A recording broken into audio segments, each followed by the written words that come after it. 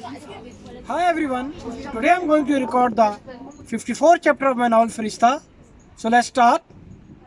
I passed Tuesday as Monday. Now I was habitual that after breakfast I used to go to the Arezzo library. I used to find some corner. I used to find some books over there. I used to read some newspaper. Now the people who were working in the library, they were familiar with me. I had advantage of using internet as well. Only I had to pay for the photocopies, but it was very cheap in the library. I always used to have white papers and pen in my bag. Sometimes I used to have a bag with me to carry these papers, books and pens. The people who were working in the library, they knew that I am from Pakistan, but they didn't know that what I was doing, what I am writing. One day, one of the lady who was working in the library, she asked me, "What you do?" I told her, "I'm writing a book. Library is the best place to write a book." She asked me, "Are you writing in Italian?" I said, "No, I'm writing in Urdu." She got curious and she said, "You will publish your book here in Italy?" I said, "I don't know, but I'm writing continuously."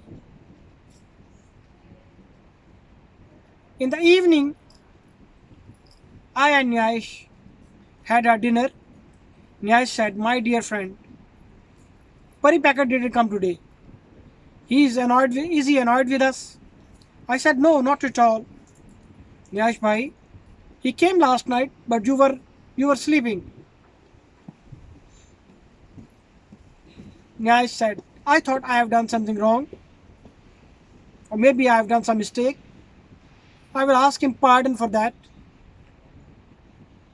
It was my habit drinking tea after a meal, but Nyash didn't have this habit of taking tea especially after dinner. And when he had to go to work, I was making tea. Someone rang the bell. Nyash opened the door and Saklan was standing in front of him. As Nyash saw him, he promptly said, "My dear, are you angry with us? You came very late last night." He said, "No, Nyash bhai, we have a lot of work in our factory. We have a big consignment. All of us are doing extra work. I finished my work very late, so that's why I came late." Nyash said, "Thanks God. I thought maybe you didn't like something. Sometimes we say something strange and we say something unintentionally." Saklan smiled after hearing this. I asked him, "Would you like to have a cup of tea?" He said, "Why not? Sure. I'm very tired. The whole week we did a lot of overtime." I said, "What about dinner?" Saklan said, "I had my dinner in my factory. Our boss is nice. He offered us meal as well. So I didn't need any further explanation. I added some water, tea powder, sugar and milk in the teapot. Tea was ready in few minutes, and both of us were enjoying tea. Nyash went to his room for the sleep because he had to go to work. Saklan said, "The discussion about Boccaccio is very interesting. The Raza's character is fascinating." I said, "Next chapter is ready." Saklan gave me the 10th chapter and took the 11th chapter, and he said, "After having tea, if I go, do you mind?" I said, "No problem. You are tired and you need rest. If you want next time, I will come to your place and give you the next chapter." He said, "If you can, this will be amazing. Next couple of days, then it will be great. If you do this service for next couple of days, then it will be great. I said, it's not a problem. He said, okay then, see you tomorrow. And he went to his home. 6 o'clock in the evening, in the morning, security guard used to come to our room to wake us up. Now it was my routine. I used to wake up 5 o'clock or 5:30 in the morning. When he came for the wake-up call, I was already wakened. After a couple of minutes, I used to be out of the bed. First thing to do, to go to the washroom, cleaning teeth, shower and other things. It was my daily routine. Today when security guard told me that I have to go to the asylum center and I will have my breakfast over there, but he didn't know that I know all this. I got myself ready quickly. The same Toyota van was waiting for us. The same person was sitting on the driving seat. The one who bound me to sit at the place which was reserved for the dog. I swiftly went to the van and occupied front seat. I didn't show humbleness and modesty. Anyway, now I was senior refugee. There were lots of new people. Most of the people who came at the same date when I came, they were gone. Driver looked at me furiously. He said something in German, but I didn't take any notice. I didn't even understand what he was saying. When everyone sat in the van, he started the van and brought us to the asylum center. In 10 or 15 minutes. In the next trip, he brought Salvatore, Raza and Maqsood as well. They brought us in the main hall.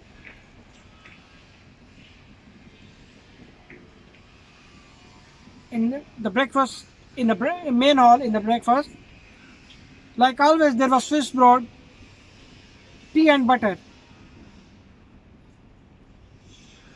Salvatore used to curse Swiss government on every meal because they never served coffee. When we finished our breakfast, they asked me and Maqsood to stay at one side and to Raza and Salvatore to other side. Today it was our medical checkup and we were going to collect our blood and urine report. Today we had hepatitis C and B checkup and AIDS checkup as well. I heard that they will take our x-rays of our lungs to check either we have TB or asthma. Raza and Salvatore had to give their fingerprints. A lady came, took Raza and Salvatore and other refugee with her. The lady who used to speak rudely, she took me and Maqsood with her. That lady related me her story. Now I used to feel pity for her. Anyway, we followed her. She was talking with me in English and Maqsood was walking with us like dumb and deaf. I was thinking inwardly that I am only talking and talking, not more than that. Maqsood is walking with us, dumb and deaf, but he is enjoying these days. I was thinking sex isn't a criteria to judge someone. There are other things to judge someone.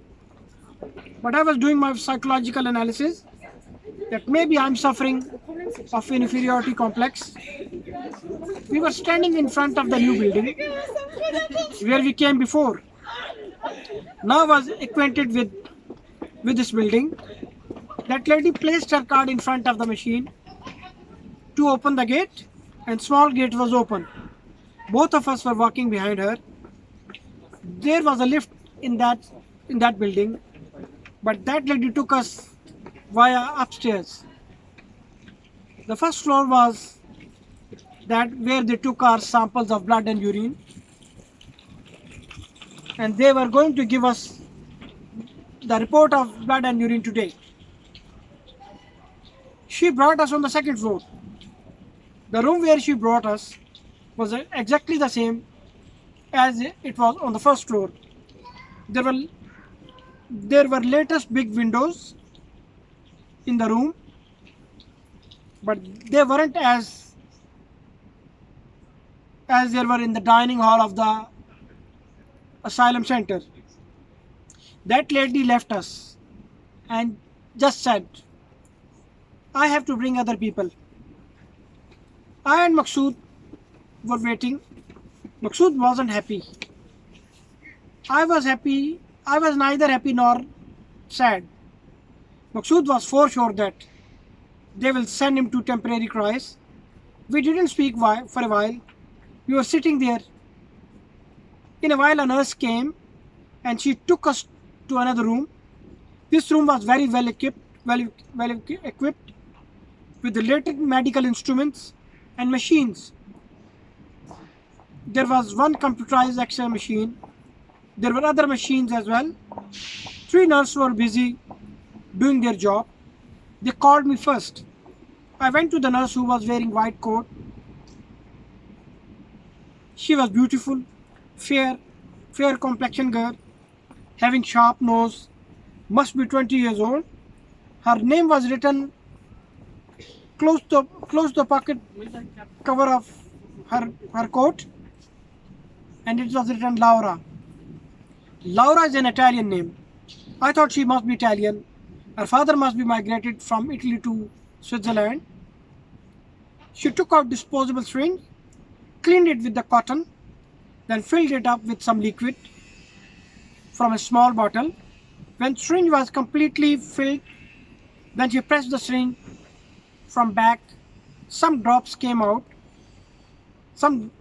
from it. Then she said in English, "Show me your arm." I followed her instructions. She took my arm in her hand. I always notice one thing.